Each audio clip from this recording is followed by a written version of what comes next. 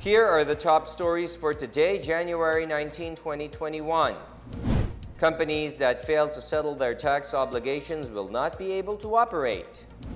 President Rodrigo Duterte said non-disclosure agreements prevent the government from revealing the exact price of COVID-19 vaccines. The president is delighted with a 5,000 peso Lapu-Lapu commemorative banknote.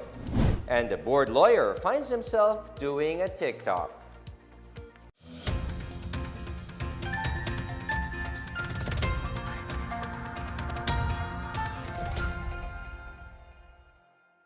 Good day, I'm William Theo. Welcome to the PNA Newsroom. Companies that fail to settle their tax obligations to the government will not be allowed to operate even if they gain a franchise from Congress. President Rodrigo Duterte made this warning, lamenting how a certain company failed to pay correct taxes. Kita naman kung sino yung binibira ko, yun yung hindi bumabayad ng buwis at riding on the popularity because it's so popular. It's a fad now to have this kind of shows kung ano-ano, but yet abandoning the duty to government. And you ask protection from government in your business. In return, you pay your taxes correctly. You do not pay your taxes correctly, ayan ang nangyari sa inyo. So, there will be no opening. I assure you, lahat ng franchise yan, hindi ko i-implement yan hanggang settle their full accounts with government. Was kinaibigan ninyo ng 5,000 franchise yan. Hindi ko implement yan. Settle your account with government and yung lupa ninyo na ang binabayad ninyong taxes, you are occupying something like 44,000 square meters.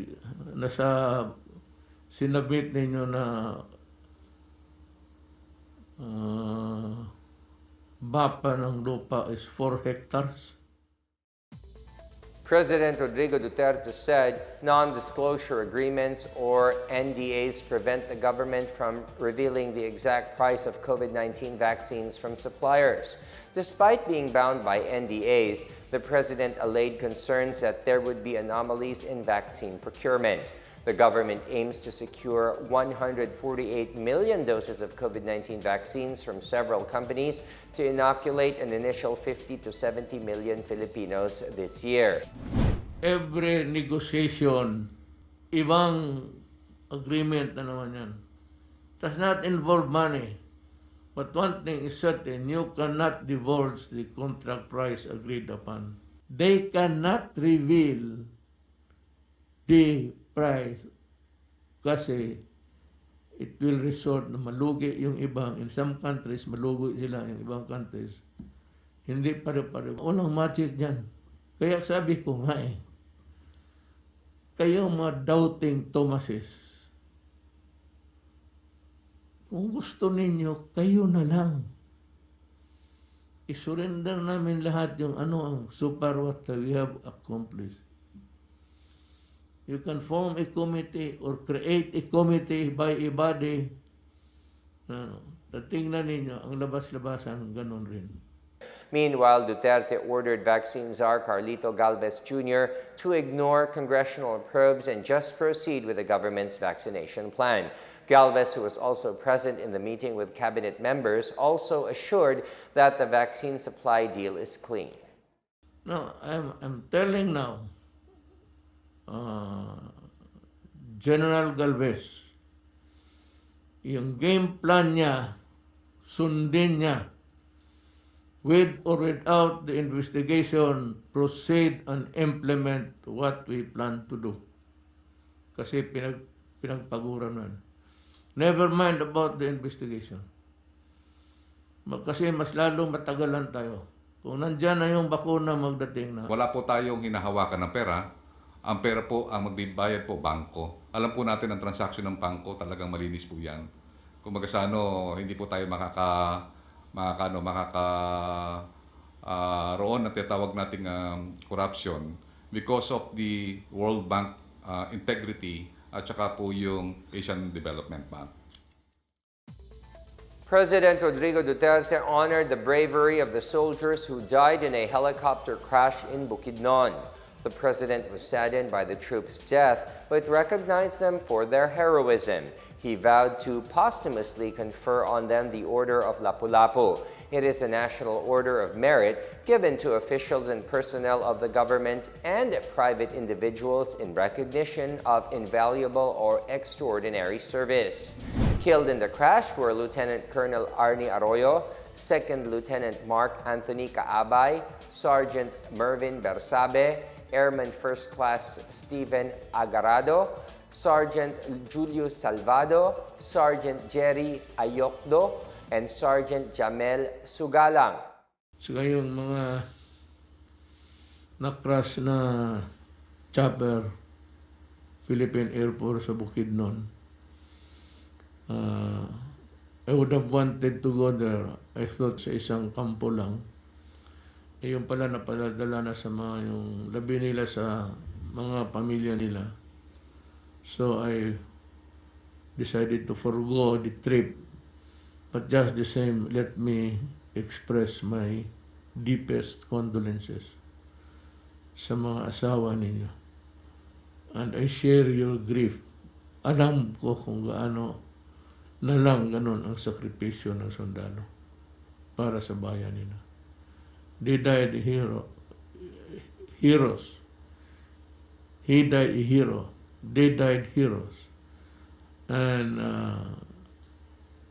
we are giving them one of the highest awards. Presidente is the Order of Lapu-Lapu. Sa pamilya, my message is, hindi ko kayo pabayaan. We have a very good something that would crop up like this. You will not be abandoned. Alalayan ko kayo. Vaccine Czar Secretary Carlito Galvez Jr. said the government will adopt the whole-of-nation and whole-of-society approach in the rollout of the vaccination campaign. He said this will be done through collaborative efforts with the local government units and the private sector. Galvez said the government will augment LGUs who cannot afford to procure vaccines on their own. He said the government is now preparing the major hubs of cold chain facilities located in Metro Manila and in Santa Rosa, Laguna, as well as Cebu and Davao. He also said that the vaccine deployment will be done in a synchronized manner. Meanwhile, presidential spokesperson Harry Roque said the country would need more vaccinators to inoculate an initial 50 to 70 million Filipinos this year. The Department of Health earlier said it is studying the possibility of allowing pharmacists and midwives as vaccinators. Tama po yan dahil alam natin na 50 to 70 million ang target natin sa taong ito. Talagang kinakailangan natin ng lalo pang mas maraming magbibigay ng bakuna. Yung sariling pamangkin ko po, 2 po yan sa Amerika. Sila po ngayon classified na rin as frontliners kasi isa po nursing student, yung isa dental student po, no? So pati yung mga dental students pinapayagan na rin na kinukonsidera na rin as frontliners for purposes of the vaccination. Sa Amerika po yan, na dapat gawin din po natin dito. Health Secretary Francisco Duque III said vaccinated individuals may not be exempted yet from the travel protocols since there is no sufficient evidence showing that the available COVID-19 vaccines can prevent the transmission of the virus. During the House hearing on government's COVID-19 vaccination plan, Duque said it is not yet clear if the vaccines can actually prevent the transmission. As such, travel protocols must still be followed. Infectious disease expert Dr. Edsel Salvania said there is no existing COVID-19 vaccine that can prevent transmission at this point. Salvania said AstraZeneca, Sinovac, and Moderna COVID-19 vaccines can prevent 100% of severe disease, while Pfizer's prevention rate is at 89%. Salvaña stressed that the most important part of the vaccination program is the prevention of severe disease and to save the vulnerable population. National Policy Against COVID-19 Chief Implementer and Vaccine Czar Secretary Cardito Galvez Jr. said areas with a high rate of COVID-19 cases such as Metro Manila, Metro Cebu, and Davao will be given priority for the vaccination rollout. Those who will be vaccinated include teachers and social workers in the public and private sectors, followed by all remaining government workers, essential workers, socio-demographic groups in significantly higher risk areas, Filipinos living in high-density areas, overseas Filipino workers, other remaining workforce, and the remaining Filipino citizens. Senator Christopher Lawrence Bongo called on the government to be transparent and prudent in its procurement of COVID-19 vaccines. Senator Go said the government is mandated to ensure proper and full accounting of public funds used. He said these should be disclosed to the public at the proper time without compromising the ongoing negotiations. As chair of the Senate Committee on Health, let me remind the national government that they are still mandated to ensure proper and full accounting of public funds used. And this should be disclosed to the public at the proper time without compromising the ongoing negotiations. Sana ay maumpisahan na po ang rollout at maturukan na po ang mga Pilipino ng safe na vaccine. Mas lalong matagalan ito dahil meron pong mga pagdududa. Davao City 1st District Representative Paulo Duterte assured that his office would continue handing out assistance to individuals whose jobs are affected by COVID-19. He is also set to give out 300 tablets per barangay for students. Among ginatun-an karon nga mahatagan no bisag gamay lang nga porsyento sa ato ang mga barangay mahatagan ang kabataan bahin ani ilahang pagswila nga nara sulod balay nga nanginahanglan og mga tablets ug mga bisag cellphone lang. May ginatun-an karon sa ato opisina. Gitarget namo sa tag 300 per barangay moabot sa 18 million, so dako-dako. So nangita kami karon kanang makasupply sa ato kung na mga malumong kasing-kasing diya mga amigo nga makatabang, nangita kami barato-barato nga kana pong magdugay po, dili nang maguba po tayo. Ang nahatagan na nato, mga waiter, bartender, mga coach, mga persons with a disability, musicians, therapists na mga blind and spa, hotel, bar, and restaurant na mga waiter, nanatanan, mga housekeeping, tanan na lang padayon niya kung karon diya sa People's Park. Ang agawang opisina ga kwansa ga pangita pa no ga research kung unsa pa ba ang mga sektor sa ato ang lungsod ang wala pa nato natagaag pagtagad. The Commission on Elections, or COMELEC, maintains that the National Task Force to End Local Communist Movement, or NTF-ELCAC, has a legal standing to sue militant party list group Gabriela. NTF-ELCAC is seeking the cancellation of the Gabriela in the party list system for receiving support from a foreign government. This, it says, is a clear violation of the election law and the Constitution. Gabriela, however, claims that the government's anti-communist body has no legal authority to sue them. In an order dated November 27 and signed by Presiding Commissioner Socorro Inting, it says NTF-ELCAC has the legal standing to file a petition to void the registration of Gabriela Women's Party for receiving foreign government funding and supporting terrorists' activities. It says the Respondents Act is a blatant and direct violation of the Constitution, which prohibits political parties, coalitions of political parties, or organizations from receiving support from any foreign government. It also cited a sworn statement of Edison Coloma Villanueva attesting that Gabriela party list supports the outlawed advocacies and principles of the New People's Army and utilizes its funds for the procurement of firearms and ammunition for the CPP-NPA. NTF-LCAC was created in 2018 pursuant to Executive Order Number 70, providing for a whole-of-nation approach, defeating local communist terrorist groups and such other groups that advocate the use of violence or other unlawful means to advance their goals. Senate President Tito Soto earlier said he would file a bill amending the party list system. This move would bar groups intending to overthrow the government from securing a seat in the House of Representatives.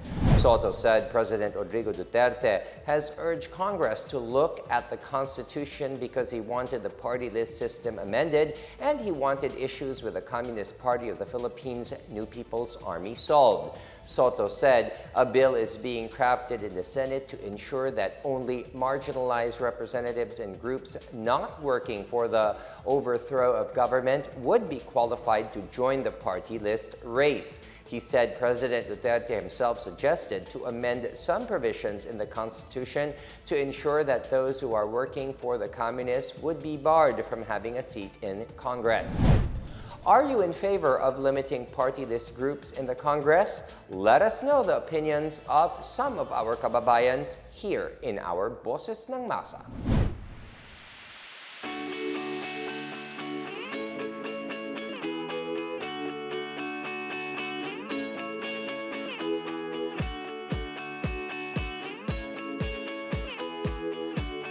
Pabor ako sa limitahan. Wala namang nangyayari, wala namang ginagawa. Pati lalo na sa amin, sa party list ng mga OFW, wala naman nangyayari. Kaya mas maganda, mas buwag na nga yan, mas magusto ko. Pabor naman po pag limitahan po yung pagtakbo ng party list sa Kongreso. Hindi tayo sure kung 100% ba mamimigay nila sa atin lahat ng mga ginagawa nila or 50% na lang natin ang makukuha natin sa kanila, di ba? Pabor naman po. Para sa akin po, kung ano yung magiging plano ng Pangulong Duterte, yun ang makakabuti sa lahat. Doon po tayo. Still to come, the President is delighted with a 5,000 peso Lapu-Lapu commemorative banknote. And business groups welcome the delay in PhilHealth contribution increase. More on this when the PNA Newsroom continues.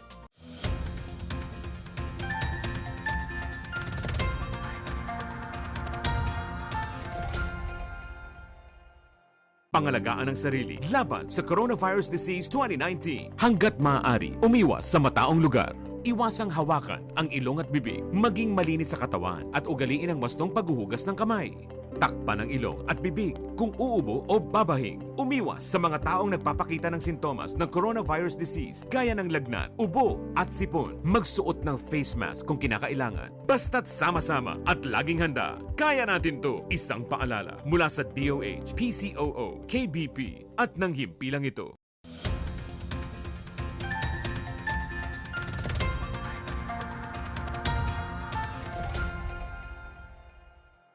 Authorities have launched aggressive contact tracing measures to address the latest spike of cases of COVID-19 in Cebu City.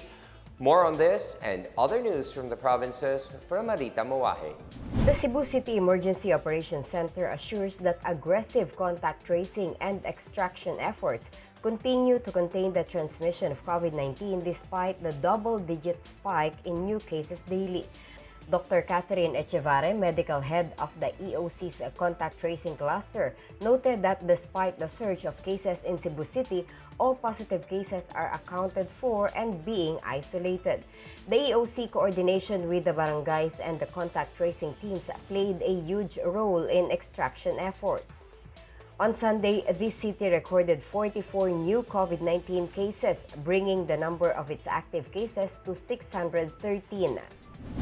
Meanwhile, Agusan del Sur's first molecular laboratory has started processing COVID-19 specimens starting this Tuesday. The Demokrito o Plaza Memorial Hospital Molecular Laboratory was constructed in the middle of July last year to fast-track the swab samples processing using the RT-PCR method. As of Monday, Agusan del Sur recorded 1,240 COVID-19 cases and 893 recoveries since the pandemic was declared in March last year. In Nueva Ecija, the city government of Palayan is eyeing a facility operated by a huge farmers group for possible storage of vaccines against COVID-19. Mayor Adrian May Cuevas said that they have sent AstraZeneca a letter to reserve vaccines as they intend to purchase about 50 million pesos worth of doses.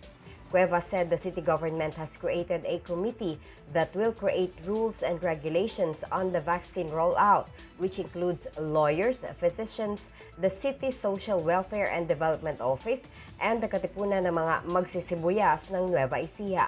The provincial government is expected to provide vaccines for some 150,000 residents with a total of around 300,000 doses. For the PNA Newsroom, I'm Marita Muaje. Malacañang remains optimistic about the country's economy after the Philippine peso-US dollar exchange rate reached 48 pesos and 5 centavos to $1 last week. This after data from the Bangko Sentral ng Pilipinas show that the country's gross international reserves for 2020 rose to $109.8 billion in December, up from $104.82 billion the month earlier. Presidential spokesperson Harry Roque said this figure is the Philippine peso's best finish against the US dollar in more than 4 years. He said the strong peso means imports will be less expensive, which will benefit businesses and manufacturers. This also translates to lower consumer prices, which would benefit Filipinos who have lost their jobs or are underemployed due to the pandemic. Late last year, Roque said the worst is over for the Philippines as the economy is seeing signs of recovery. Bagamat marami nagsasabi na ang malakas na piso ay hindi rin altogether nakakabuti dahil nagiging mahal ang ating exports, kahit papano po. Patunay po yan na marami pong nagkukumpiyansa sa ating ekonomiya dahilan kung bakit lumakas din po ang ating piso. The Bangko Sentral ng Pilipinas issued the 5,000 peso Lapu-Lapu commemorative banknote and medal marking the 500th anniversary of the victory of Mactan and the Philippines' role in the circumnavigation of the world. The BSP and the National Quincentennial Committee collaborated to produce this commemorative banknote and medal to celebrate the heroism of Lapu-Lapu and his warriors. In a message, BSP Governor Benjamin Diokno said the 2021 quincentennial commemorations in the Philippines is timely amid the global pandemic. Diokno said the heroism of Lapu-Lapu, the chieftain of Mactan who led Visayan warriors in conquering the Spaniards, gained the respect and admiration of succeeding generations of Filipinos. He said Lapu-Lapu reminds Filipinos of their heritage and inspire them to overcome whatever challenges comes their way as a nation. President Rodrigo Duterte meanwhile expressed delight over the launch of Lapu-Lapu commemorative banknote and medal. Duterte said he was greatly pleased with the collaboration for the design of the banknote to celebrate the heroism of Lapu-Lapu and his warriors. Duterte, who has mentioned Lapu-Lapu in his speeches several times, emphasized the need to elevate the hero's standing among other Filipino heroes. He also expressed hope that the 500th anniversary of the victory in Mactan would inspire Filipinos to embrace national identity. In our business news, trade unions and business groups have welcomed the temporary suspension of contribution increase for members of PhilHealth. The Leaders Forum said the suspension will provide relief to stakeholders amid the ongoing health and economic crisis. The group said it finds the adjustment on contributions as inappropriate amid the alleged corruption in PhilHealth. The group also called for the suspension of the contribution hike for members of the Social Security system. The Leaders Forum is a bipartite committee composed of the Employers Confederation of the Philippines, Philippine Chamber of Commerce and Industry, and Philippine Exporters Confederation, as well as the Federation of Free Workers, Sentro ng mga Nagkakaisa at Progresibong Manggagawa, and Trade Union Congress of the Philippines, or TUCP. Early this month, President Rodrigo Duterte ordered the deferment of the scheduled contribution hike for PhilHealth members. The Department of Trade and Industry welcomes the signing of Executive Order 123, retaining the tariff rate for imported mechanically deboned meat, or MDM, of chicken and turkey at 5% until the end of 2022. The DTI said retaining the tariff rate for imported MDM will keep suggested retail prices of processed and canned meat products. DTI Secretary Ramon Lopez earlier said any tariff increase will lead to the inflation of costs and prices of most canned products. The EO amends EO 82, which prevents the tariff rate to reverting to a high of 40% at the beginning of 2021. In previous statements, the Philippine Association of Meat Processors Incorporated said reverting imported MDM's tariff to 40% will increase prices of hot dog and canned meat products by 12 to 17%. PAMPI thanked President Duterte for recognizing the petition of the group to keep the prevailing tariff on MDM poultry.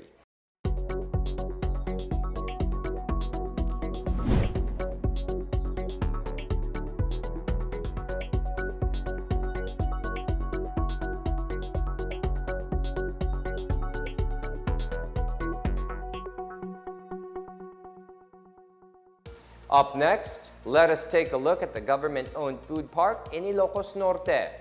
And let us also check the TikTok dance of a bored lawyer in Isabela. The PNA Newsroom returns after these reminders.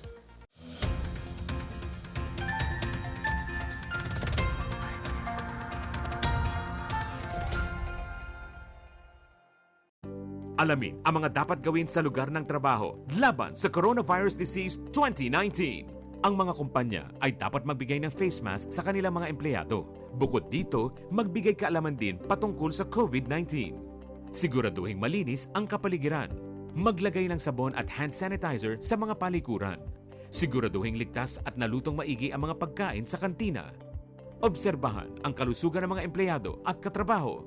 Kung sakali man na mayroon silang sintomas ng coronavirus disease, gaya ng lagnat, ubot sipon at hirap sa paghinga, ay agad ipasuri sa doktor. Basta't sama-sama at laging handa, kaya natin to! Isang paalala mula sa DOH, PCOO, KBP at ng himpilang ito.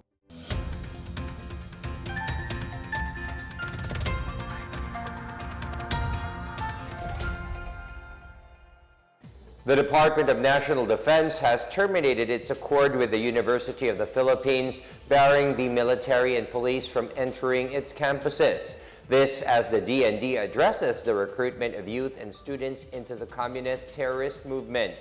More on this from Joyce Cudis. The almost 31-year-old deal between the Department of National Defense and the University of the Philippines is being used as a shield by CPP-NPA recruiters and supporters. DND Secretary Delphine Lorenzana said this in a letter addressed to UP President Danilo Concepcion, terminating the DND-UP Accord signed on June 30, 1989. The agreement prohibited the military and police from entering UP campuses, which meant government forces cannot conduct operations against the communist terrorist group. Lorenzana said the DND is aware of ongoing clandestine recruitment inside UP campuses nationwide by the CPP-NPA. He said recent events show that a number of UP students have been identified as CPP-NPA members. Lorenzana said the DND aims to perform its legal mandate of protecting the youth against the CPP-NPA recruitment activities in campus. He noted that UP has become the breeding ground and safe haven of extremists and other enemies of the state. Barring police and military from UP campuses also hindered the DND in providing effective security for its students and faculty. He assured that the DND will not assign military and police personnel inside UP campuses, nor will it suppress activism, academic freedom, and freedom of expression. For its part, the Armed Forces of the Philippines and the Philippine National Police are willing to reach out to the youth and show them that the military and police are protectors worthy of everyone's trust. Lorenzana appealed to the UP community to work together with the government to protect students from extremism and destructive armed struggle. He said the DND will not tolerate those who will violate the laws of the land in the guise of lawful public dissent, free assembly, and free speech. For the PNA Newsroom, I am Joyce Cudis. Ilocos Norte has developed the government-owned La Tabacalera Ilocano Lifestyle Center into an open-space food park. This as the province continues to develop its green outdoor spaces and interactive parks to promote a new ambience amid the ongoing threat of COVID-19. Governor Matthew Joseph Manotoc said minor repairs and improvement of the building had already been completed. Part of the plan is to have music entertainment on specific days while food stalls will be made available. He said the new food park will be inaugurated as soon as the COVID-19 cases here are controlled. Meanwhile, the Capital Bonsai Garden located just across the La Tabacalera Ilocano Lifestyle Center is being popularized as a venue for outdoor meetings. In sports, Filipino mixed martial arts prospect Lito Adiwang said he is not worried that he will be facing a new opponent at One Unbreakable. One Championship announced on Monday that Adiwang will now take on Japanese pugilist Namiki Kawahara.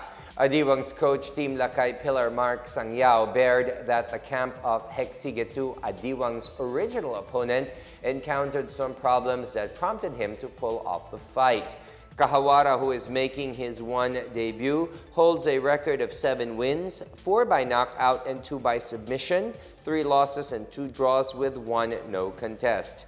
Adiwang said this will be a good fight as he recognizes the toughness and mindset of athletes from Japan. However, Adiwang's camp believes Kawahara still has a lot of work on if he wants to pull off a stunner in his debut. Adiwang will square off with Kawahara in the curtain raiser of One Unbreakable on Friday night at the Singapore Indoor Stadium. The Philippine Statistics Authority in Region 9 rolled out Monday the first step for the registration for Philippine Identification System or PhilSys in the region.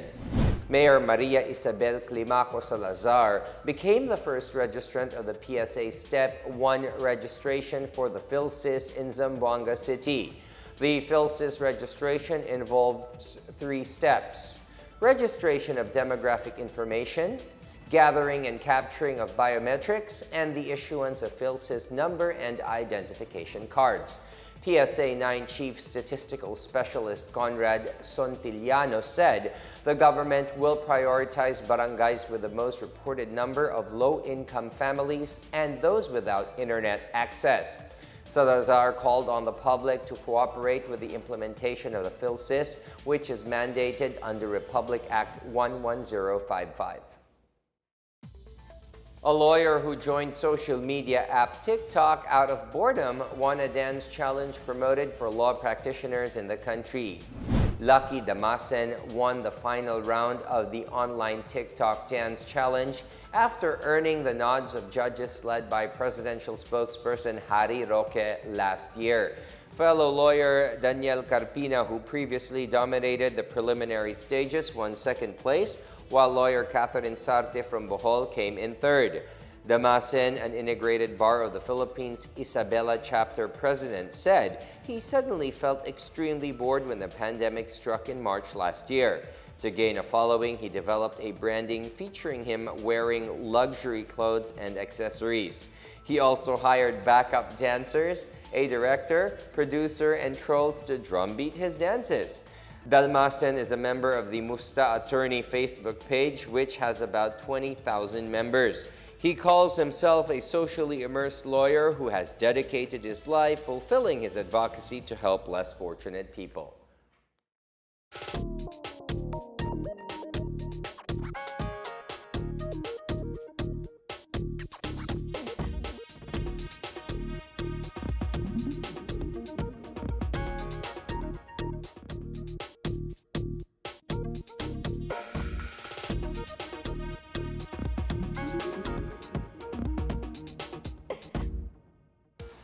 Here's another look at today's biggest stories.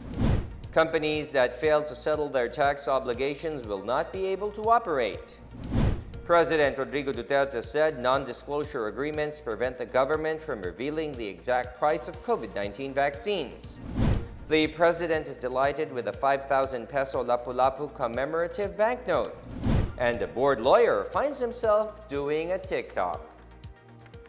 Thank you for watching another episode of the PNA Newsroom. To check more news content, visit our webpage or head onto the Philippine News Agency's Facebook and Twitter accounts.